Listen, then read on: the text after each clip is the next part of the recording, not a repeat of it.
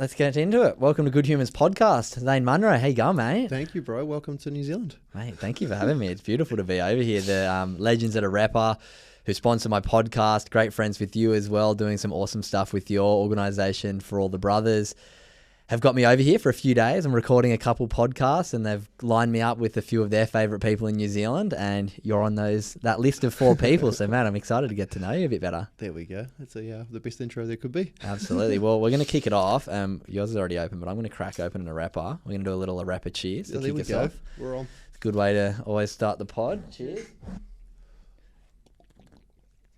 Get the brain fired up. Anyone listening, make sure you go back to the intro if you want to learn a bit more about a rapper and the discount code. But today's all about you, Zane. Let's get into it. I open all my podcasts with the same question for everyone, and it's something that I'm very passionate about, and that's gratitude. So what are 3 things you're grateful for right now in your life? It's one of the things that first comes to mind every time I'm asked this question. First thing is my health, mentally and physically. I'm able-bodied, and I know the ways to look after my mind. Second thing is my son. He's kind of the reason that For All the Brothers started as a whole, but he's also my reason when times do get tough to look for the good in it, but also look for my way forward. The third thing I got to be thankful for is family. My family have held me up, be it my partner, my sisters, my brother, my mum and dad. They're the people who, without even knowing at times, they've given me that motivation or that inspiration to lift myself back up and carry on. Bloody love that. All great ones, and ones that we all, I think, can relate to: family, our health, and yeah, your son. I can imagine we're going to get to talk a little bit more about your journey and learn all about that. So, mate, let's go back to the beginning. I have a pretty unique format with Good Humans Podcast. I don't know if you've ever listened to one, but it's going to be a bit of a chronological about your life, understanding a bit about your upbringing, school, what you thought life was going to be like after school, and then, yeah, catching up to the amazing work you're doing now and where you see the future going. So let's hit rewind. Where were you born? Where'd you grow up? What do I need to know about your upbringing that'll give me a bit of an idea of why you are the man you are today? Pretty open with this. I was born in West Auckland, born and bred, grew up in West Auckland up until I was about 18. Before that, and it's something kind of that triggered my mental health, my birth father left the day I was born, which is one of those things a lot of males, I guess, a lot of humans will be able to relate to, the abandonment issues that come with it, which will come along further in the story. Born and bred in West Auckland, local schools, played league growing up, hence the reason that I stayed at school for as long as I did. I was thrown out of school when I was 16. School wasn't a place for me. Academically, did really, really well, but my mindset was that of rebellion. I didn't want to listen to what a teacher had to tell me to do. I didn't want to take orders. I didn't have the slow mindset to sit in the classroom. I wanted to be out there doing things and on my feet. So I got thrown out of school at 16 and jumped straight into an apprenticeship, which, if anything, looking back, I wish I'd stayed at school longer. I guess the free accommodation at your parents' house and food and everything like that. But at the point in time, it was the best decision. I thought I made that decision, and as much as I look back on it, I can't change what I did. Carry on. Let's pause here because you're gonna go the whole way through. I can tell. I know you want to tell me everything, but I want to talk about this upbringing a little bit because, as you mentioned, dad leaving or biological father leaving when you're born, basically. What did you have a male role model in your life? Did your mum have any partners throughout your upbringing? Do you have siblings? This is one of those questions where I kind of get either a tear to my eye or a big smile on my face. My mother is, I guess, my rock. As a single mother, raising me is a big job. I guess single mother raising any child is a big job. My behaviour wasn't the best, so she had her work cut out for her. When I was probably 4 years old, she met her long-term partner, who I actually call my father now. He's been there for me since I was 4 years old. Yeah. He's been there for those tough times in life and brought me up. So I had that father figure to lean on or rely on. In saying that, and I think a lot of men will be able to understand this, growing up in New Zealand, the generational ways of parenting haven't always been the best. The way that our grandfathers and our great-grandfathers passed down discipline, certain other things, it wasn't always the nicest way. So in a sense, and I probably won't go too far into it, I did get the backhand of a lot of those things. And as I say, it was generational, and it's things that do change through generations. So the way that I got it probably wasn't as bad as what my father got it, but he was doing the best he could to teach me, which in turn taught me certain things I didn't want to be when I grew up to be a father. But I was quite lucky, my mother meeting him at such a young age for me. He was so influential in my life, and he's somebody who I don't not only call my father now, but I also call one of my best mates. He's the person that I call good, bad, whatever's going on, or just to chat about life. And it's one of those things which I truly value, is having my mother and father, or stepfather, who are there for me, who have shaped me into who I am. Man, it's a really mature mindset that you can reflect on and not resent and judge your father for maybe the way at times he brought you up, and have that perspective that it is because of the way that he's been brought up. And I guess the quote that kind of goes with that is like, hurt people, and heal people, heal people. And it's so cool to see the work you're doing now in really trying to heal and trying to bring that to other men, which is super special, which we will catch up to that part of your story. So going through high school, and you said you were quite academic, but then you dropped out, because it's quite interesting, because I went to the end of high school, and it was because I was a professional surfer and I could stay at school and it was fine. But I always think if I wasn't surfing, and I always say to people, unless you're like going to go to uni, dropping out and getting an apprenticeship is actually a really good idea. And it's quite interesting that you say you wish you went longer. Why do you wish you went longer at school? I think myself, like, there's certain other careers I would have loved to explore. Okay. But in that sense, you need to go to university for those things. But I think it's one of those things, at a young age, for a lot of us as men, especially men who are hands-on, the first thing we look at is an apprenticeship, or getting into a trade. And I'm not going to say it's not an amazing career choice, but when you're stuck in it and you're in that trade, there is times you're like, shit, I wish I did something different. With my passion for mental health, I wish I'd followed something along those lines. But there's also different things in life where being on the tools all day, your body aches, you get home, it does take a toll on your mental health and your physical health, I guess, in a whole. Yeah, I did 2 years on the tools. Know all about it. Yeah. Your life becomes very insulated in work. Go home, you feel like shit, you want to have a beer. It's like, I can understand the whole culture of trades and why people do quite struggle and find it hard to talk to. But I mean, if going to university, it may not have been a choice that I would have made. I may be sitting here in the same position being like, shit, I wish I didn't go to university. But it's one of those things you only know better once you've done better. So, I mean, at 33 years old, there's still plenty of time for me to change career routes or career paths and do something new. That's exactly what I was about to say. I mean, I'm 29. I only started the Good Human Factory and the podcast and everything 3 years ago, and life can change very quickly. Yeah. I'll tell you that much. And it sounds like you're on that path and laying the pavement for the next chapter of your life. You mentioned that mental health is something that matters to you, and you wish when you left school you would have pursued something maybe a bit more down that path. Why did mental health matter to you from a young age? I think for myself, as somebody who personally struggled with, I said struggled, the word should be struggles, because we still have our on and off days with depression and anxiety. It was something which, growing up in West Auckland, it was never spoken about. It was never, you knew the words, but you didn't know the meaning behind those words. And what the feeling that comes 100%. With them is, yeah. And so I thought myself, drugs and alcohol was just a normal way of escaping. You have a shitty week or you're having a shitty day, it's easier to get out of your mind instead of getting back into your mind. It wasn't until I was living overseas, I would probably be about 23, 24, where my mental health probably hit the worst that it had been. There were certain thoughts that were going on which weren't too nice. And I was quite lucky. I had a friend which I'd known from a young age who was actually over there at the time. We sat for dinner and he asked me a couple of questions. And I don't quite understand how he managed to pick it, but he could sense that I wasn't in a good headspace. He could sense that things weren't right. He asked how I was, and I said, yeah, I'm all good, bro, as we always all do. But it looked a little bit deeper than that, a little bit further than that. He actually told me that he, a few years earlier, was in the exact same position I was in. And that was my first time ever speaking to a male about mental health. And somebody who had struggled with it for so long, I couldn't figure out why, as men, we didn't speak about it, but why, as men, we didn't have open groups or platforms or places where mental health was a topic of conversation, but also ways to deal with our mental health were a topic of conversation as well. hence why I decided to throw my hat in the ring and be like, if I can't find these places, why not create one? And that's, I guess, the journey of how For All the Brothers did start. We're going to catch back up to that because I know we're going to speak for a long time on it, and I feel like once we start, we're not going to stop. So I want to talk about the period of leaving school, starting your apprenticeship, what that period of your life was like to lead up to this moment of being 24 in Portugal, really struggling with your mental health. So let's talk about that period. What was going on? What were some of the challenges you faced leaving school, relationship stuff?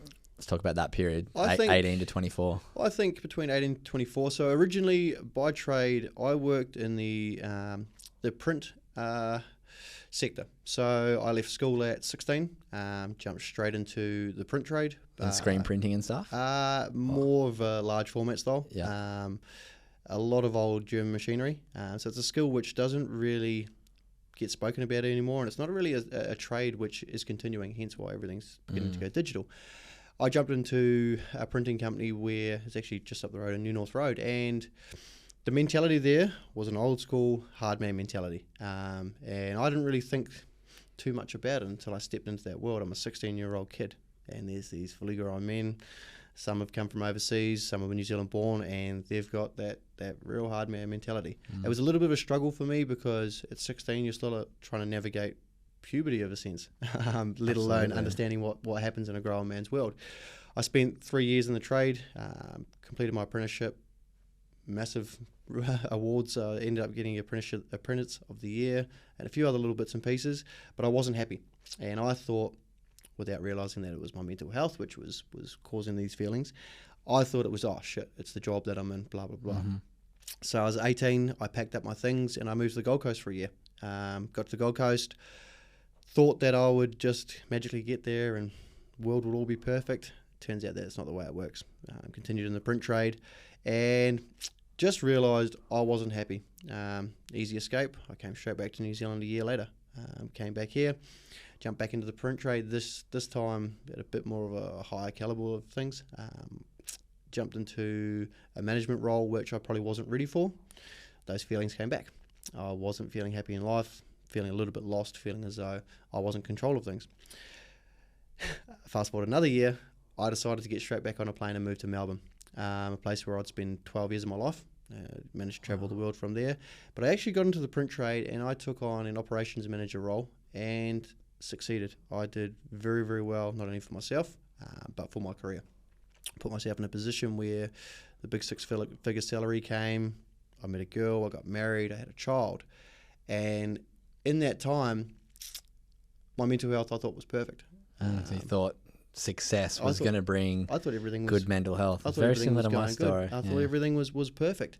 But you hadn't dealt with those things that were bringing up these uncomfortable feelings. 100%. So while I was over there, the career was going good. I'd met this girl. We decided to get married, etc. And then I found out I was going to be a father. And that's where everything started to hit home a little bit. How old were you here? I'm 33 now, so I would have been about 27, 28. Okay. We're going to catch up to that because I want to go to this 24 years old where you spoke to your friend because we've kind of caught up to that now. So did you get married and you went over on that trip? So that's a little bit before. There was still the odd times where... Okay, so you just started dating this girl. You're getting this good job. You started traveling. So you're in Portugal and that was prior to feeling good again because you've ticked these goals. So what, you did a bit of travel, you went to Portugal with a mate. Portugal, travelled around Southeast Asia, did all those things, and I thought I was in a good space. Turns out I probably wasn't. So that's when you got to Portugal, had a chat to your mate. And like, that was in Melbourne when I was talking to my mate when I was living in Melbourne. Talking to him, he kind of brought to my attention about what mental health is in men, how you should deal with it, the things that you should actually be doing for yourself that no one's ever spoken about. First port of call for me was therapy. Going to a GP and seeking out a therapist. One of those things that as men we're scared shitless to do. Not for any other reason than it hasn't been normalised. It's not like going to the GP and getting a checkup when you've got a cold or a flu or you're breaking an arm or a leg. This is talking about your mind, and it's something that we don't speak enough about. First time going in there, I was petrified. I was shaking. They referred me to a therapist, and this is something which I stress to a lot of people. The first therapist I went to didn't work. It wasn't somebody who I could relate to. It wasn't somebody who, I guess, I felt as though would see me for me. I went back to the GP and I said, hey, look, this isn't working. And I think in this moment is kind of where something I'm very grateful for in life is, instead of that GP just prescribing me medication and saying, take 2 of these every day and you'll be fine. Yeah. She actually looked at me and she's like, hey, I've got somebody else which I'd like you to go try. Turns out this next therapist I spoke to was the one that I continued with for 7 years. Wow. And I'm not talking about only when times are bad. I'm talking about on those good days too. I had set in appointments every second week, and I would make sure I'd attend those, because it wasn't just when my mind was bad. It was when my mind was good too. Simple practices like gratitude, but the therapist bringing to my attention, hey, when things are bad, you've got to look back on these moments when things are good and appreciate them. Yeah, man, good on you for going back after having a bad experience with a psychologist. I feel like that's something that a lot of people would be like, no, I tried. Nah, it's not for me. Work. Yeah, good on you for like following that up. What about when you went back, and also good on the doctor who didn't just prescribe you SSRIs? You'd be blown away by the amount of guests I've had on that have said they've struggled, they've been put on SSRIs with no other alternate or like no other things to try, and they just felt like shit and wigged out, or like felt numb and didn't really get to any core solution. They just kind of got a Band-Aid put on. So I feel like you're one of the lucky ones, but also someone who persevered. So good on you. So when you say she gave you were there for 7 years with her, it's amazing. What were some of the things that really helped in the initial stages that maybe unlocked some things to see the world through a different lens and understand there is a way to heal through the obviously pain and trauma that you're probably carrying through from your dad to leaving to other stuff that you probably weren't even aware were your traumas? I think the first thing was, and this is a question which when you're asked in different circles, you have a million different answers to it. How are you feeling really? What's going on?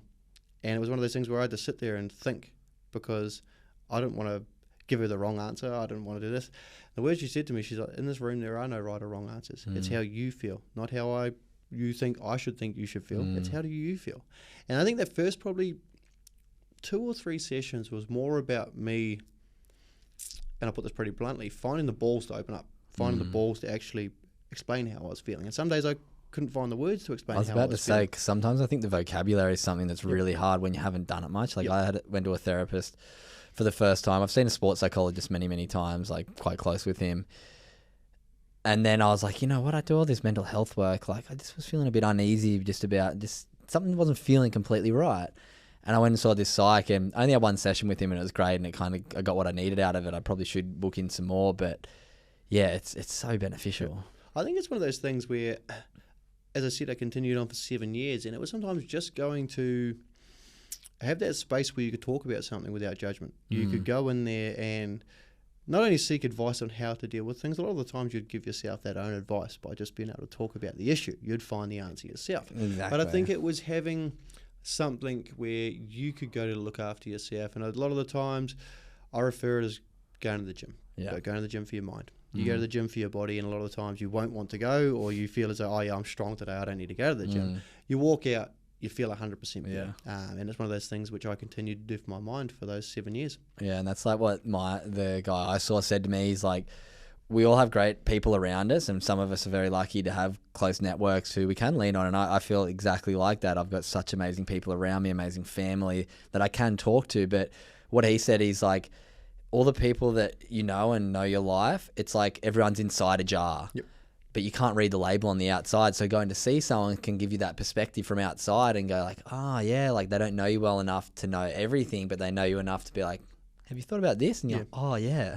And like there is a thing I hear quite often, which is like, oh, I don't want to speak to them because that's just their job. At the end of the day, that is their job. My job is to build houses. That's personal training jobs to teach you how to 100%. Be stronger. These people are trained to make your brain work better and help that's why they're there. They're not just there to get paid. These people are there to provide, I guess, a solution to the problems that you're going through. And it was something I struggled with at the start, as a lot of people do. Oh, they just get paid. They're just there. It's not going to help me. But it's when you actually turn up, and you actually turn up 100% for yourself, lean in, is when things do start to change. And you do find, I guess, that you don't have all the answers, that you need to be open to outside views, but also in changing the way that sometimes you are the problem that's in your way. The ways that you think, the ways that you act, the ways that you deal. I mean, myself, a couple of abandonment issues that were thrown up from my father leaving at such a young age, I'd push people away, be it in relationships, friends, things like that. Or on the other hand, I would latch on. And it's one of those things, you're scared someone's going to leave, so you try to go over and more and more. But in turn, you're going back to that same thing. You don't want to lose somebody, so you're doing anything you can grasp at so that you don't lose them. There was also a couple of things that they brought up with, and this is something which all of us can deal with, is taking ownership of our own life. We're the only ones who put us in a position. So if we're in a shitty position or we're in a bad place, we need to take the steps ourselves. Avoid victim to better mindset. That, 100%. Yeah. You see a lot of people out there who will be stuck in a position and it's everyone else's fault. At the end of the day, it's no one's fault. It's a choice that you get to make every morning when you wake up. I love that, man. It's like, this is the good human factor is based around living with values, and the first value I talk about is responsibility. Yep. You got to be the hero of your story. You can choose to be the hero or the victim, as much as sometimes we kind of are the victim. Sometimes it is out of our control, but it's like, yeah, but what can I come up with to get myself out of this jam? And yeah, the few good ones, like be the hero, not the victor, or be the victim, or be the victor, not the victim, and just like good ones. And another one, I love that you said this idea of blaming. Like, I came up with this quote a couple of years ago, and I love it. It's maturity is when you stop blaming. Maturity is not an age thing. Maturity is when you stop blaming your circumstances on other people. And I know 50, 60-year-old, my parents' friends, who I see as far less mature than me, because I feel like I can take accountability, and even if it's not my fault, try and find what maybe I can do to fix the situation. Yeah, to fix the situation. So how old were you? Well, not how old were you. How much did that change for you? Was that something that just clicked and you went, it's hard to pill to swallow. It's a very hard pill to swallow, knowing that it's your control. It is, because you're like, shit, am I to blame for a lot of the things that go on in my life? And it was something which, no one wants to be told that it's your fault. You've done that. Like, you're doing that to yourself. Sometimes you have to come to that realization yourself. Sometimes you need someone to give you the hard word to be like, look, sort your shit out. This is the situation you're in. This is what you're doing, which is enabling the situation to continue. And it was something which a friend said to me probably 2 or 3 years ago now. You can only control the controllable, and the controllable is you, yourself, and I. I'm not in control of you or anybody else that's around me, but I can control how I think, how I speak, how I act, how I respond to things, which changed my life completely. Because now I look at situations, and fair enough, we all do it. You get pissed off at certain things, or certain things tend to hold you back a little bit, but the way you move forward from that. And there was one thing a therapist said to me one time, which was, don't get disheartened when you feel like you're taking a step back, because something's going to happen in life. Say, for example, a partner leaves, or a friendship ends, or whatever, and that is going to cause a little bit of pain. That is going to hurt. Sit with that for the moment. Sit with that for the day. Process that. Then take the step forward. You don't always have to be on that constant healing journey moving forward in life. You can take time to sit back and reflect. Yeah, so important. It's so nice to hear that experience with therapy for you, and hopefully anyone listening right now, that might give them a bit more permission to go and seek help, even if they're not really struggling, but have a few things that just maybe want to ask some questions to people that aren't quite inside my circle. So I love that. Let's talk about now, catch back up to where we were. I think with your son, sort of 27, 28. Yeah. You become a dad. How's life change? So when I was about 28 would have probably been when I was finding out that I was about to be a father, freshly married. And this is where For All the Brothers started. Still in Melbourne? Yeah, still in Melbourne. Being myself, somebody who had struggled with depression, anxiety, I guess somebody who had pretty low, self-worth issues. I looked at myself pretty low a lot of the time. And I figured, why isn't there many spaces for men? Why isn't there places for men? And knowing that I was about to be a father, I realised that if I had to grow up like this, if I've been feeling this way and I can't find these spaces or ways in which I can better my own mental health in an open, free platform, how's my son going to feel in 15 years, 16 years when things start to affect him? And this is where For All the Brothers came about. I figured that if I can't find it, I'll make it. My son was born, For All the Brothers was born, and both of them have grown together. For All the Brothers now, with everything that we provide in the community, a lot of it stems from what I would love my son to be able to receive or see or attend when he gets older. Let's talk about early fatherhood. We're going to catch back up for the brothers. I'm purposely pushing it back. We've still got 40 minutes, so we're not in a rush. I want to go really deep into it, but I want to get up to that part of the story and not miss anything before. So becoming a young dad, What were the challenges with that? Shit. Going back to, I guess, the abandonment issues. Yeah. Things that happened to myself as a child. The way that I didn't want to replicate, I guess, and this is not saying my father's, the way he brought me up was wrong in any way at all. He was just doing the best he could, but it was me trying to do the best that I could. This is something I don't often talk about. I've spoken about it on one other podcast, but I went through postnatal depression. Yeah. So when my son was born, he had colic and reflux, and it was one of those things where any parent who's been through it understands that the child will cling to one of the parents, maybe sometimes neither of the parents. My son took, I guess, my ex-wife became his person. Yeah. She was the one who was able to calm him, through breast milk or any other things. And I felt as though I wasn't living up to my expectations as a father. He's only 3 weeks old at this point, and I didn't know what the fuck I was. I didn't know what I was doing. When in reality, those are things that, as you grow as a parent and you talk to other parents, are completely normal, because that's what children do. But going back to those self-worth issues, I started blaming myself. I'm not a good father. I'm not doing things right. What am I doing here? I'm not making anything easier in life. And it was one of those things where therapy stepped in, and I started speaking to my therapist about it, and she was like, look, what you're going through is completely normal.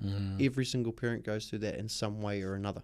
You're thrown in to the deep end of life. You've got a human to look after. You always think you're going to get it wrong, but in reality, you're only doing the best you can with what you know. And I think from there onwards, being a first-time parent, living in Australia without family or friends around, the struggles you go through kind of make you stronger. They make you realise that, shit, I didn't know what I was doing a week ago, but I got through it. I don't know what I'm doing right now, but I'll get through this too. You kind of teach yourself along the way that parenting is a skill that can't be taught. You have to teach it to yourself. So yeah, it was one of those things. Those first couple of months were very testing. They were very trying. Becoming a parent is one thing that I believe changed my life for the good in every single way, because every decision I make nowadays, how's that going to affect my son? What is the repercussions of this? Yeah. Good on you. Do you feel like that stems maybe a little bit from, like, I don't want to be anything like my biological father? Like, is that something you've probably spoken to with your therapist quite a bit as well? I never want to walk away from my son. Yeah. He's everything to me, and I don't understand how any human could do that to people. Yeah. And I think you ask your parents, what's one thing you're proud of, or they're proud of, and they'll look at you, because that's, my favourite thing in the world is my son. And I never want to, I guess, put anything on him that I should be able to deal with myself. And by walking away from his life in any way, that's not fair on him, because then I'm just repeating the same generational cycle. Yeah. But I think also, as I said, it did cause a little bit of abandonment issues. Probably the best thing to happen to me was my birth father leaving, because it gave me the chance to start looking inward. A year old, I wouldn't have understood this at all, but when I got to 16, 18, 20, I started looking at myself and the reason why I am the way I am, and it's because he did. And if he didn't leave like he did, I probably would have never looked inward. I probably would have never started to deal with the person that I was. Yeah, it's such a great reflection, and I think I've spoken to a few people recently, one of the boys from a rapper last night, and then Dylan Buckley, I don't know if you know Dylan, Friends podcast in Australia, beautiful guy. He just had his first little kid, Max. And it was really interesting. I'll go to two different points here. One, he said, like, he was just like, I didn't realize how much you could love, somebody. Unconditionally. And then as well, it made him kind of look at his parents and go, oh, it's crazy how much, like, they loved me. Yep. But then as well, for you in your situation, it must be like what would have been once you started to really lean into it, be like, how could my dad have left me when when it was like, you look at how much you love your son, and like, and that's it why must be a hard thing to deal with mentally. I guess that's where I'm lucky, where I had my stepfather, or the person I call my father, step into my life, because he showed me that there's a different way. There is a different way. And fair enough, his way of bringing me up wasn't perfect, but nowadays we're best friends. And it's one of those things where things didn't start off the best way with my birth father, but somebody else stepped into my life to show me the love that I guess we're all searching for. He brought me up as his son. He calls me his son, and it's one of the best things that could ever happen. Mate, I love that. It's a nice not ending to the story, but it's a nice follow on from obviously what would have been such a difficult upbringing for those first couple of years for your mum. But for her to have, you end up resenting somebody who you don't even know, and when you kind of realize that they don't deserve so much of your mind space, you start to focus on the people who are in your life who actually matter. Yeah. I want to talk real quickly back to therapy when you first started going. What were some of the most beneficial things that, like different techniques, tricks, tips, outside of obviously the SSRI and the pharmaceutical route? What were some of the best things? Is there any like modalities you picked up, or was it more so just talking to someone? I think it was one of the simple things was we use this within our For All the Brothers, be it with our Brothers Brain Chat, our men's walks, or actually our Sunday sessions as well, is your pits and peaks. So it's something very similar to what you did with your gratitude practice at the start. It's taking time to reflect on the good and bad, because a lot of the time as humans we get stuck on the bad things that are happening in our life, the negative things that are going on around us.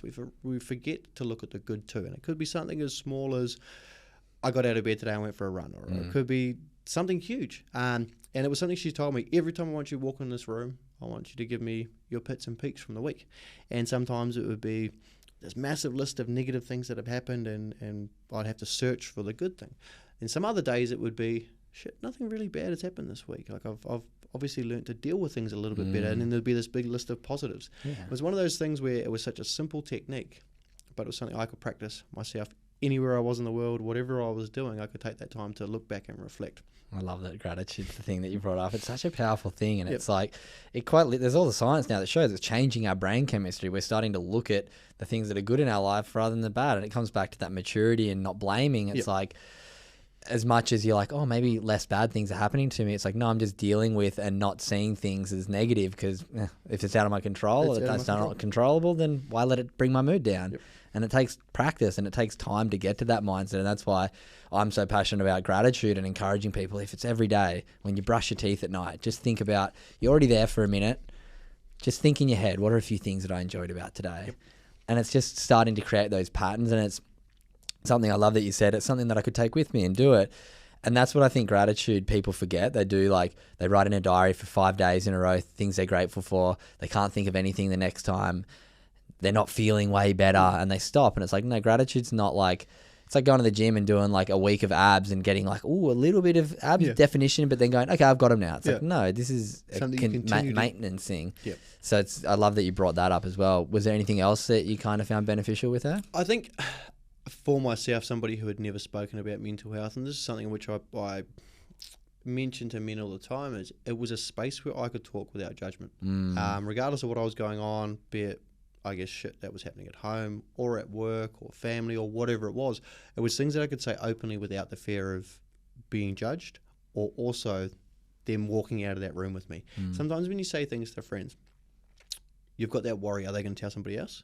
Are they going to repeat this while I'm in the room? Or are they going to look at me differently from here onwards? And it was one of those places where for the first time in my life, I felt as though I could say things and not worry about any repercussion of those things. I'm just venting, I'm getting them off my chest, I'm talking about them in an open space, and they're going to stay with her. And I think that was probably the most powerful thing I found.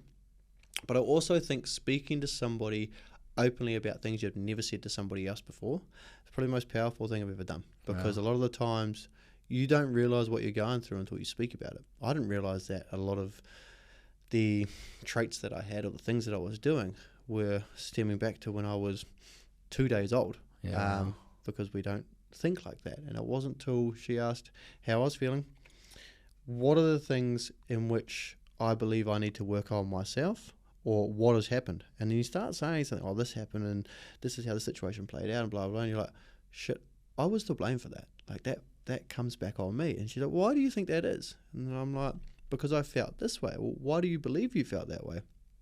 And the moment she says that, and I'm like, shit, like all these things keep stemming back to one certain situation that's happened in life. And even though you're so young, it does carry with you for a long time. But I think it was her not giving me answers, kind of just following through with questions and allowing me to find my own answers most of the time. Yeah, I love that. I think it's so powerful for any young man who's listening right now, or woman who's got their problems as well. It's such a great thing, therapy. And it's so, I feel like we are starting to break down that barrier, but like you said, it doesn't even have to be if you're struggling. It might just be like, you know what?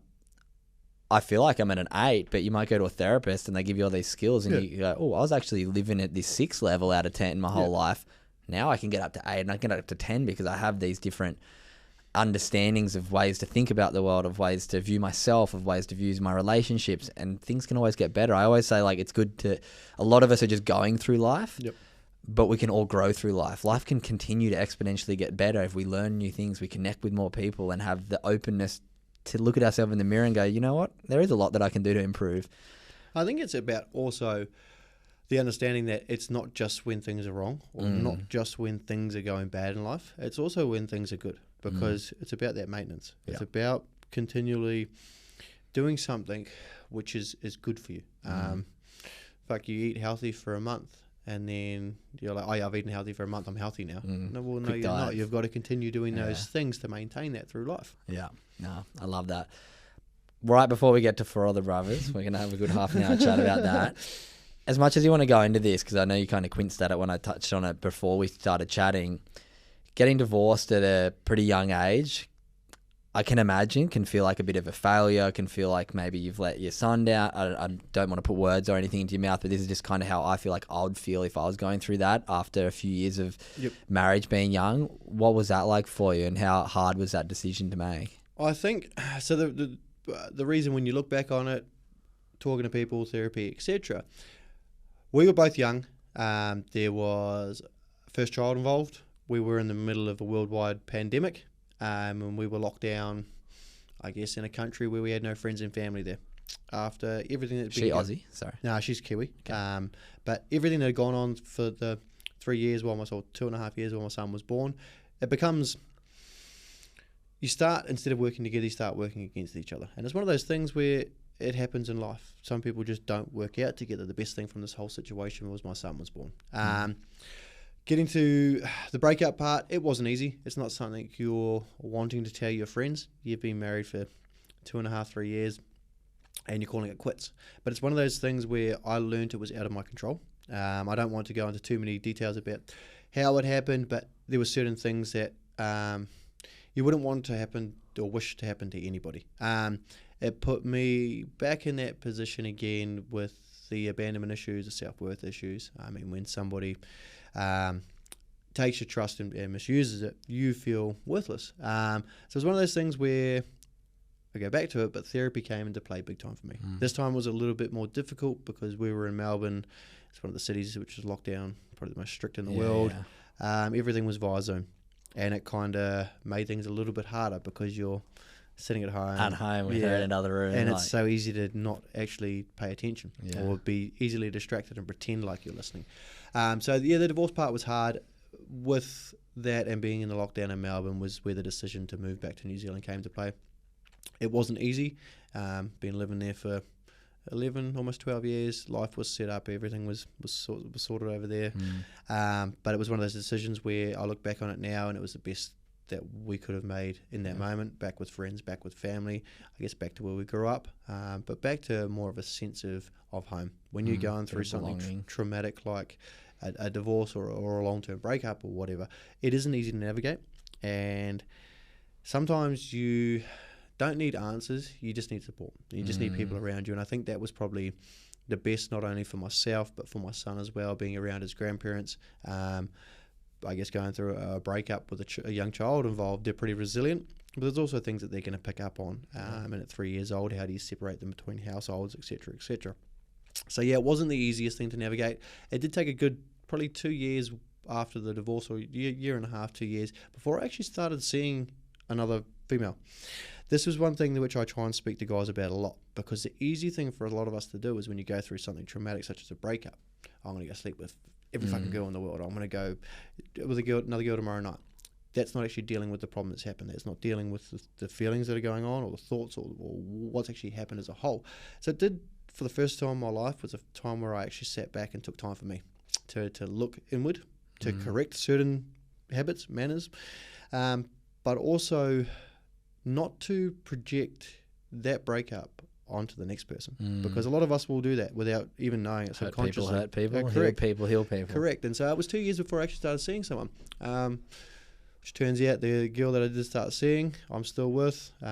We've just moved into a home together in Titirangi, and it's one of those things where I'm glad I took that time for myself, because it actually healed certain parts which I didn't know were broken or were hurting, without taking that trauma or that hurt into a new relationship and creating new problems that don't need to be there. Yeah, and having the skills to navigate and communicate better. It's my partner, who I'm with now, had a pretty toxic relationship, and she spent a few years really healing and learned a lot of different things about theta healing and taking care of herself. And she was like, I was so closed off and met you and it just worked.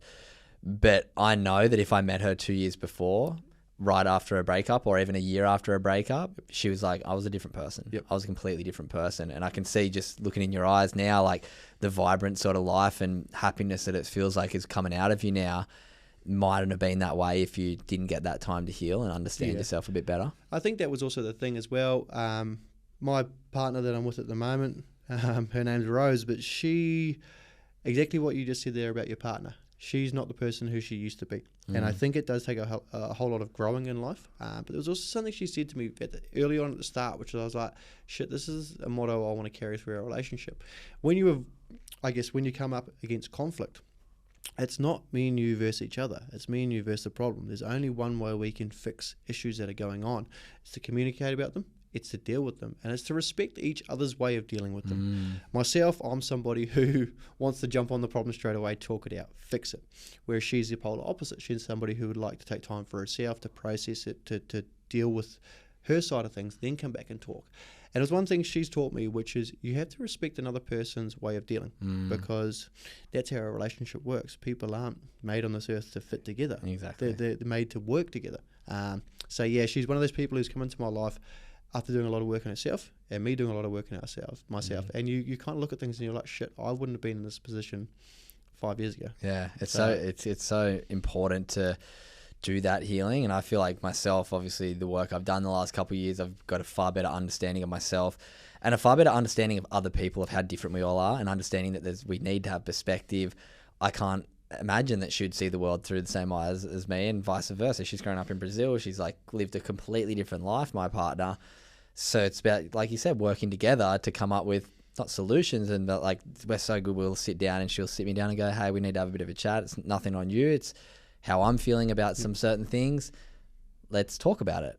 So maybe you won't do something like that again. It's a bit triggering for me. That's okay, but it's me. I'm not going to resent you for it. It's like, I'm healing through this stuff. And it's been, mate, isn't it so different? And that's the thing, you meet people throughout life or on your journey, and you're like, shit, they've done work on themselves, and I'm attracted to that. Yeah. And that's something which I guess as we do work in our personal self, that's what we start to look for a little bit more in life. Absolutely. And it's something, we were at an event the other week, and a woman said to us, she's like, I would never date a man who hasn't actively been in therapy.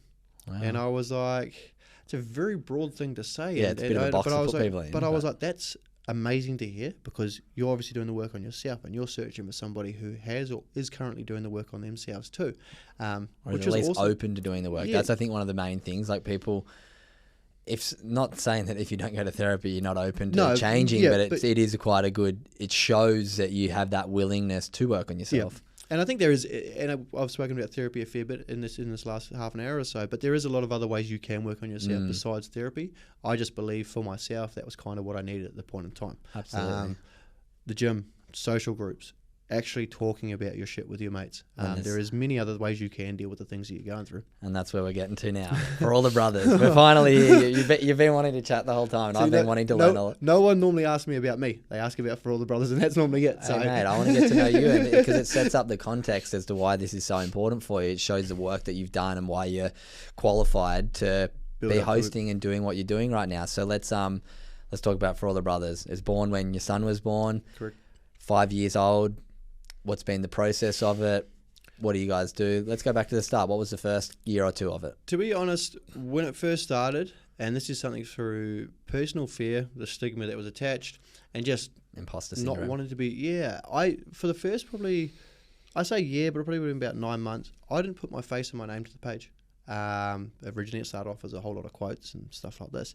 And it wasn't until I seen people that I knew who didn't know it was me following the page and liking the content and sharing it around, etc., where I was like, all right, maybe I do be open about this. Maybe I do be honest. And it was something I spoke to my therapist about. How do I deal with coming out openly that I've struggled with my mental health.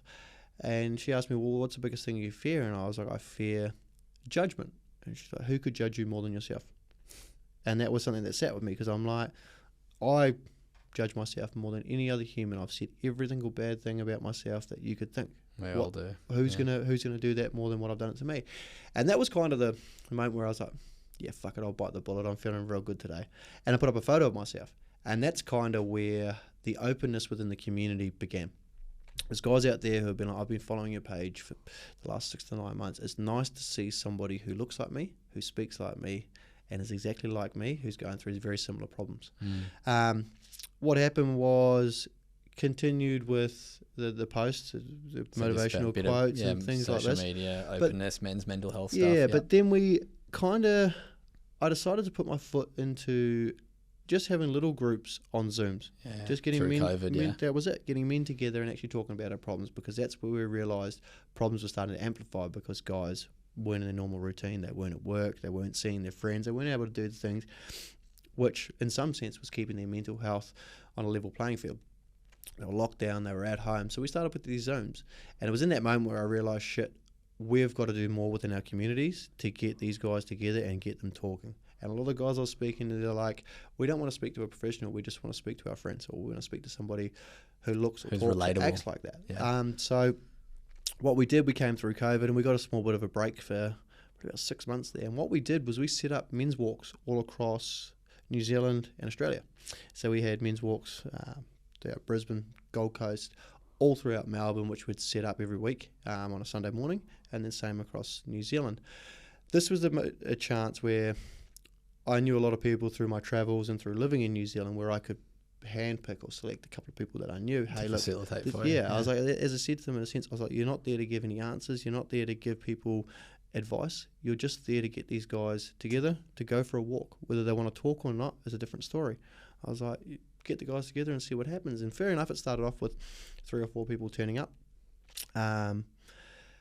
Then the one in Melbourne kind of picked up a fair bit of traction, and we were getting 15 to 20 guys turning up. Sometimes a new guy wouldn't want to say a word at all. Then there was guys that had been there before who would be very open to talking about even the small things in life, how things are going at home, their partner, etc., etc. Finance and stuff. Exactly. You don't really talk about. Yeah, you don't want to talk to anyone else about. Fast forward a little bit of time, we ended up going through the divorce and moving back to New Zealand. Once I got back here, I realised the true gravity of what I'd created here. Being overseas, you don't really see it. You see what happens on social media. And it wasn't until I got back where I had a lot of people who I knew personally or through friends of friends who approached me, and they're like, what you've been doing, the things you've been posting, changed my life. That's it. Those words there, I was like, fuck. Yeah, I didn't take it very well. I was like, I'm one of those people who shy away from I guess, applause or thanks from anybody at all. What ended up happening was, once we were back here and the walks kicked off, we ended up having 1 week, I think our highest amount we had was 15 walks from the top of the North Island to the bottom of the South Island, ranging between 10 to 25, 30 guys showing up at these walks to talk about mental health. And it was in that moment where I sat back and I was like, I've done something which I never would have thought was possible. From this guy who walked in completely lost, scared shitless, into a therapist's office 7 or 8 years ago, to being able to get this many guys talking about their mental health. And when I say those types of numbers, some people will be like, oh, that's not a massive amount. Massive. But to me, that's a huge amount, because each one of those guys who turned up for themselves, but also turned up for the people that are in their lives too, their partners, their kids, their work colleagues, their friends. What they take away from those walks by just being able to start openly talking about their mental health is huge, and it makes a ripple effect through the people that they know. And if you're listening right now, think about it like this. Think about all the life that you've been through, how much you've had gone through. 200 people, that's a lot of life experiences and a lot of traumas and a lot of shit. Like, don't discount yourself because it's like not thousands of people. Yeah. I get like that too. I'm like, oh, I can make more impact. And it's funny that you felt that way. It's like, it's hard to, and this is what I got the most out of my therapy session. They said, you're obviously so grateful for the work you do, but I just felt like I wasn't waking up excited to go to work every day. I wasn't like, I feel like I can do more. And he said to me, and this is exactly probably what you relate to, and I feel like this is going off exactly what you're about to go to. He said, it's amazing that you're grateful, but are you proud of what you've done? And that took me so long I sat there and I went, whew, Yeah, fuck, I've kind of done some Yeah. pretty cool stuff. Yeah, I am pretty proud of it. And sometimes you need that push, and it's probably exactly where you're about to go with once you sat back and went 300 people. Wow. Well, that was it. And I was like, shit, what we're doing is pretty awesome. It's amazing. And so I started to travel New Zealand a little bit more for events and to see these groups which we've set up and stuff like this. And All while juggling the tradie life. While trying to work full time Yeah. and have a son Yeah. and everything else that was going on. I had someone come up to me, and it's happened plenty of times, but there's one that stands out the most to me. I was actually at a shopping mall just up the road, and it was a week before my birthday. It's going back 2 and a bit years ago now, 2 years ago. And a lady came up to me, and she introduced herself, and I think her name was Linda. And she came up, and she's like, "You're Zane, eh?" And I was like, fuck, what have I done? I did used to cause a little bit of trouble in Auckland before I left, so I thought maybe something was coming back to bite me in the ass.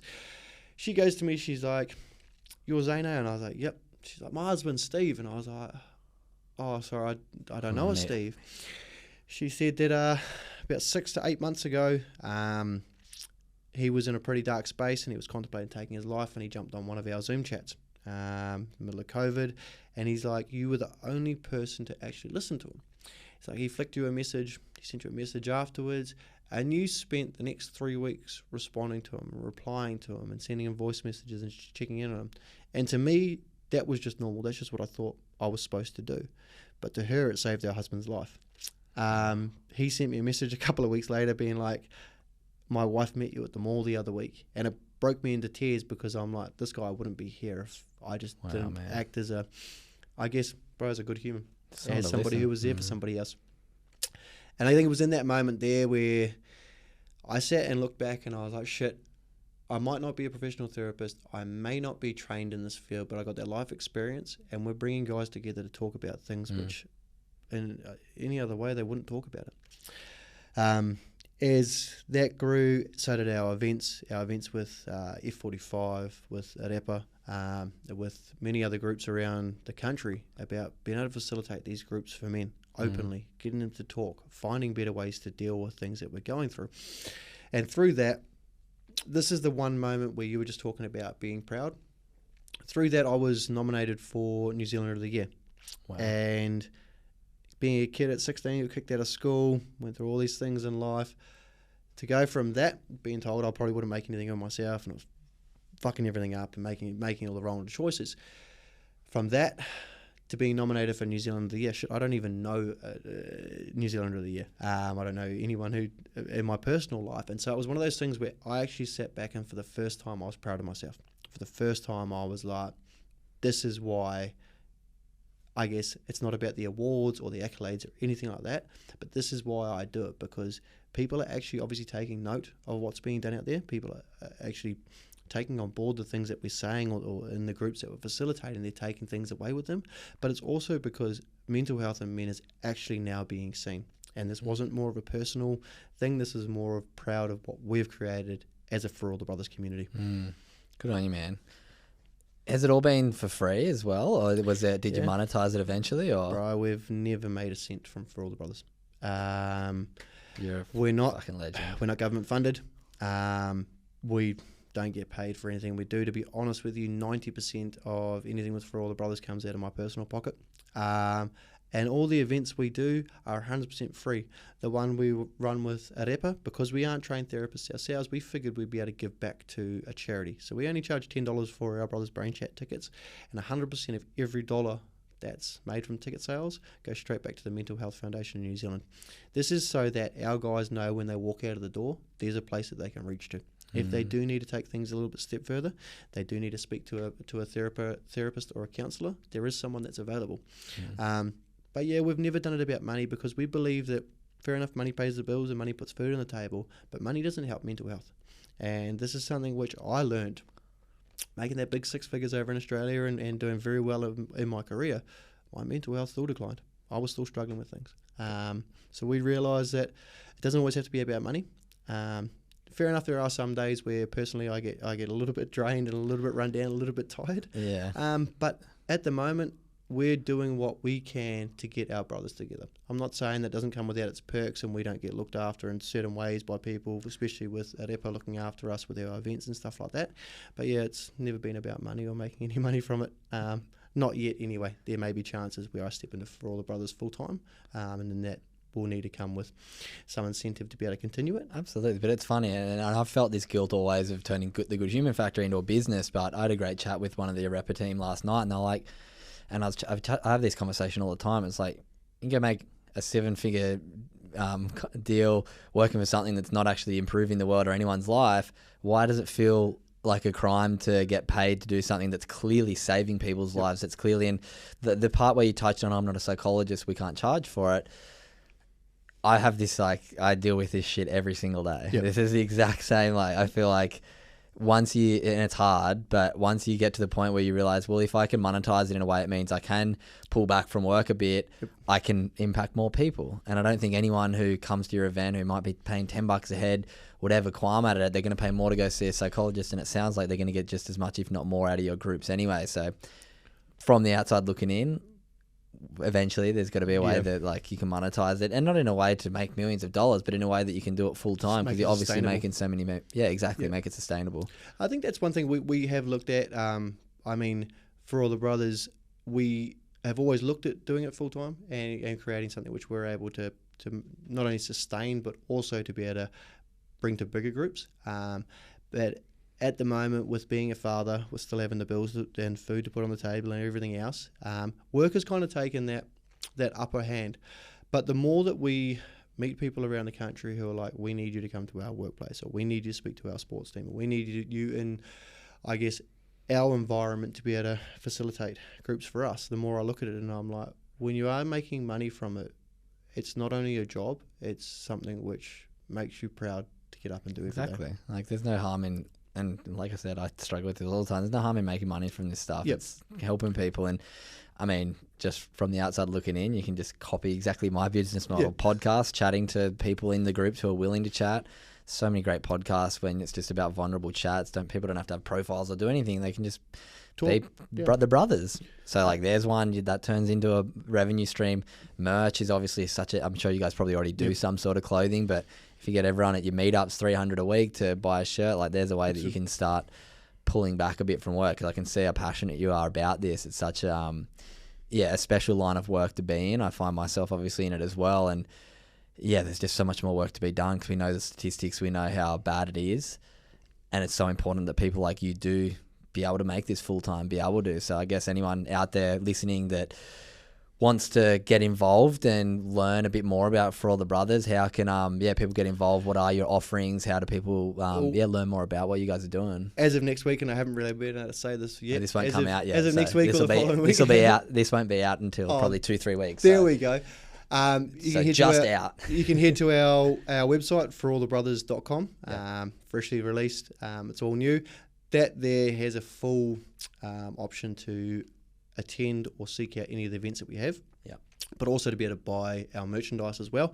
But through our social media is mainly, I guess, where I will spend a lot of my time, not only promoting the events that we have going on, but also trying to provide a little bit of daily, I guess, inspiration or motivation to pick the head up through things. Shit, we all go through it. We all go through it at different levels. And some days you just need a smile from another stranger. Sometimes you need to read a quote to remind you, shit, you've actually got this, but you've just got to take the steps you need to better yourself. Fuck, I love quotes. What's your favourite quote? This too shall pass. This too shall pass. Because it's the truth in life, and it's something which a good friend of ours, Adam Somerville, he actually told me, he's like, this too shall pass. No matter what you're facing at the moment, this too shall pass. And you could be in the worst possible situation in life right now. But if you just give it that 24 hours, that 48 hours, if you just ride out the storm, this too shall pass. It's like any storm that happens in life, this too shall pass. It's one of those things where it seems very generic and it seems like it's been overplayed and used by a lot of people. But when you actually look back and you're like, shit, this actually did pass, and I got through that moment. I can get through any other moment life throws at me. I mean, look back and see the rainbows. No rainbows without storms, and I think it's just so important that we do be there for our friends when the times are tough, and just try and really learn some of the skills that we've talked about today, from taking accountability, really trying to, as hard as it is sometimes, take that responsibility and go, you know what can I do to change? Yep. Great things like therapy, gratitude, there's so many amazing things, and most importantly, talking to people. And that's what I feel like you've done so well. It's something that I've always kind of wanted to do, but I don't feel like it's my place. Like I feel like I've created what I've created, and I'm pretty happy in where I'm at. It's something I want to get more into, but I hopefully will be able to align with people like you and bring some maybe collab stuff to Australia. Are you still doing stuff in Australia now? Yeah, bro. Occasionally, not being able to be there in person and facilitate things is a little bit hard for us. Hence why I took a bit of a step back. We still have a lot of followers and a lot of friends that we have over there who will ask, "Hey, can we do this to support for all the brothers in some sense?" And we're always open to it. But we don't have the walks and the catch-ups and the meetups like we used to. Eventually, I'm going to help you. We're going to bring back. Yeah. We'll do a quarterly one on the Gold Coast. I'll host it for you from Good Human Factory and for all the brothers. Yeah, that'd be awesome. I got some friends in Sunny Coast who would love to come down for it. They're always asking, when are you coming back to be able to bring some goodness for us? So that'd be absolutely awesome. Let's get one definitely. Yeah, bro. Before the end of this year, we'll do a Good Human, and for all the brothers, I'd love to do that. I actually might have to get on a plane and come over and bloody join oath, bloody oath you will. I can't wait. But man, thank you so much for being so open, sharing your story, giving us a bit of an insight into your life. Like you said, you probably get a lot more about the For All Your Brothers, but I wanted to get to know the guy you are, and it's really spectacular to see the growth that you've had, the ups and downs that you've been through, from obviously your upbringing with your father leaving from such a young age to having a different father figure, but also the perspective you brought of not being judgmental of him when maybe he parented you in ways that you look at now and realize it probably wasn't the best way, but also having that perspective of being kind to him doing what he had to do at that time. And then your therapy story is amazing. Thank you for being so open about that. It's definitely not talked about with young men. That's why I wanted to go pretty deep into it with you. I think this was a chat that a lot of people will be able to hopefully reflect on and be like, you know what? It's okay to go and ask for help, whether it be through therapy or through one of your guys' chats. So special. The last question I do finish all Good Humans podcast with is the same, and I'm really excited to get to hear your answer for this one. So what does being a good human mean to Zane Munro? Being the person that you wish was there for you on your dark days. Because honestly, wow, powerful. We all go through it. We're all going through it in some different sense of life. We're all going through something.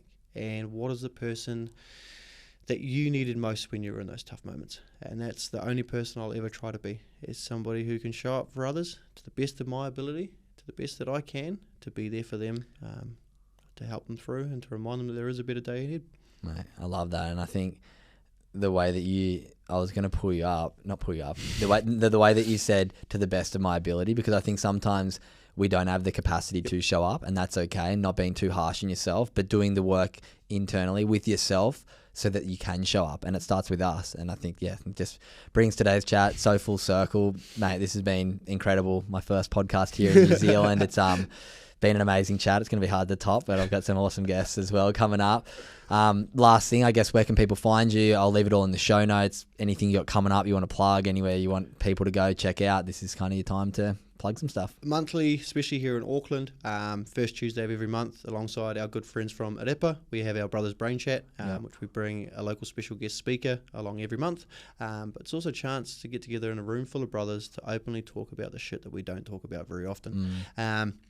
Completely unscripted. It's open to any single male who wants to come along. Tickets are only $10, but it's a chance to give back to the Mental Health Foundation in New Zealand, but a chance to connect with other brothers from all different walks of life too. The first Sunday of every single month at F45 down in New Lynn, we run a For the Brothers men's weight session and workout. It's a chance to get our guys in the gym actually moving, because as much and all as mental health is about talking and processing the problems that you're going through, it's also about looking after yourself. And when you start looking after yourself physically, you start to feel better mentally. And I put it down to, when you lift the body, the mind starts to follow. So we run these completely free of charge down at F45 Newland. A chance to get any single brother along, involved, moving their body and lifting their mind. Going off of that, we do run events every third Wednesday. They'll be released a little bit more in the coming months. It's just another chance to get our guys together. This time will be with a therapist who will be present to actually bring some tips and some tricks for guys to use for themselves, to take out into the real world to practice and to help themselves. Amazing. And then obviously socials and stuff, all that'll be in the show notes. And keep an eye out for Good Humans coming to and the for Gold all the Coast, brothers baby. Gold Coast walk. I can't wait for it. Mate, thank you so much. It's been an absolute pleasure coming on Good Humans podcast. Legend, bro. Thank you very much for that. And thank you for coming over to New Zealand to see us. Mate, great to be here.